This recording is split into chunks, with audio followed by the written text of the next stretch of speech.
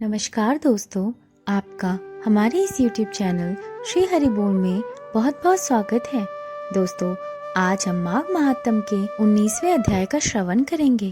कथा सुनने से पहले दोस्तों, अगर आपने हमारे इस YouTube चैनल को सब्सक्राइब नहीं किया है तो इस चैनल को सब्सक्राइब करें, बेल आइकन दबाएं ताकि हमारे नए वीडियो की नोटिफिकेशन आप तक सबसे पहले पहुंचे। इस वीडियो को लाइक और शेयर भी जरूर करें। वशिष्ठ जी बोले, हे राजन, भगवान श्री दत्तात्रेय जी ने जो इतिहास का वर्णन किया था वह मैंने तुमको सुना दिया है। अब तुम माघ स्नान का फल श्रवण करो। माघ स्नान समस्त यज्ञों, दानों, तपस्या एवं व्रतों में श्रेष्ठ है। हे दिलीप, माघ स्नान करने वाले प्राणी के पितृ उत्तम गति को प्राप्त होते हैं। असत्य भाषण, माता पिता को कष्ट देने से उत्पन्न पाप, पाखंड करने वाले तक सद्गति पाते हैं। तीर्थों पर माघ स्नान करने की महिमा अगाध है। इस दुर्लभ अवसर को भाग्यशाली ही पाते हैं। इसमें जप, तप, दान, हरि पूजन तथा स्नान करने वाला प्राणी अहोभागी है। माघ स्नान के पश्चात सामर्थ्य के अनुसार वस्त्र, ईंधन, स्वर्ण, अन्न आदि का दान करना चाहिए। दीप, अग्नि, वस्त्र दान करने वाला भगवान सूर्य के तेजस्वी लोक को प्राप्त होता है। वे महान पापी जो अन्य प्रकार के किसी यज्ञ, जप, तप, दान और धर्म कार्य से अपने पापों के द्वारा मुक्ति नहीं पा सकते, उन्हें अवश्य माघ स्नान करना चाहिए। माघ स्नान समस्त प्रकार से श्रेष्ठ है और निश्चय ही स्नान करने वाले की मुक्ति करता है और उसके पापों को नष्ट करता है, चाहे वह कैसे भी पाप से लिप्त क्यों न हो। वे पापात्मा जो दोपहर के समय भी माघ स्नान करते हैं, यम की अनेकों यातनाओं से मुक्त हो जाते हैं। स्नान करने के उपरांत जो हरि के चरणों का पूजन करते हैं, वे स्वर्ग के दिव्य सुखों को भोग करते हैं और अगले जन्म में राजा बनते हैं तथा अपने वंश का उद्धार करते हैं। हे दिलीप, जिस प्रकार एक छोटी सी चिंगारी से काठ का बड़ा ढेर भी नष्ट हो जाता है, वैसे माघ स्नान के द्वारा बड़े से बड़े पापों का समूह नष्ट होता है। मन, कर्म, वचन के द्वारा हुए समस्त पाप नष्ट होते हैं। जिस प्रकार भगवान विष्णु समय आने पर दैत्यों का तुरंत संहार कर देते हैं, वैसे ही माघ स्नान पापों को नष्ट करता है। चाहे किसी भी कारण से यदि कोई प्राणी माघ स्नान कर लेता है तो उसके पाप नष्ट हो जाते हैं। गंधर्व कन्याएं श्राप भोग रही थी, तब दया करके लोमश जी ने स्नान का फल बताया और उनका संहार किया।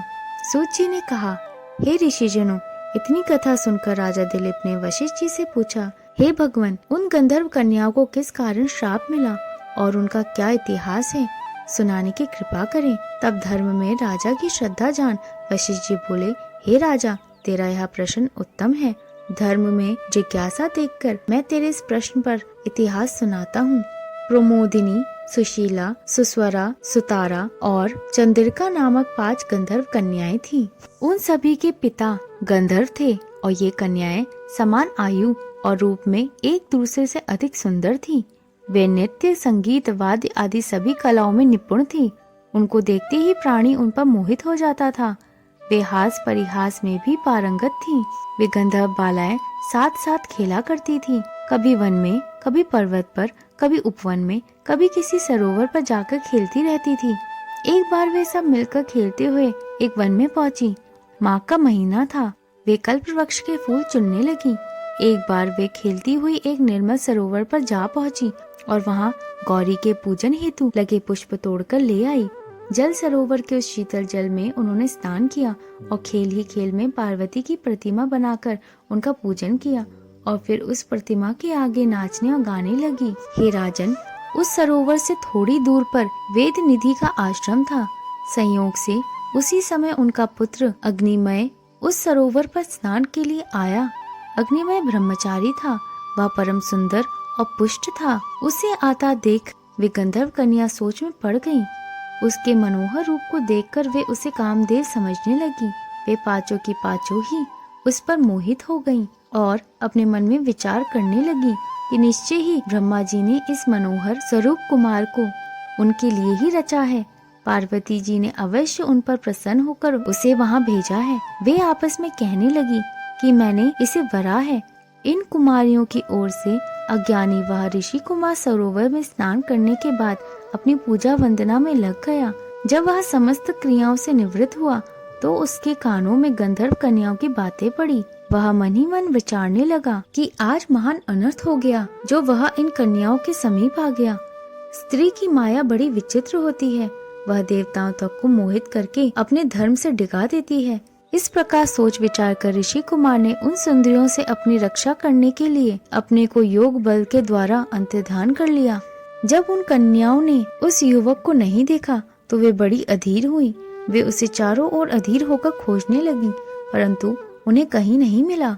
वियोग के कारण दुखी उन कन्याओं ने इंद्रजाल अथवा कोई माया जाल जानकर घर लौटने का निश्चय किया। विरह से तृप्त बहुत विलंब करके जब अपने घर पहुंची, तब उनकी माताओं ने उनसे देर से आने का कारण पूछा और उनके चेहरे पर विषाद चिन्हों को देखकर तरह तरह के प्रश्न पूछने लगी। इति माघ महात्म 19वां अध्याय संपूर्ण। बोलो श्री हरि भगवान की जय। दोस्तों, अगर आपको ये कथा पसंद आई है तो कमेंट बॉक्स में हरिओम जरूर लिखें। धन्यवाद दोस्तों।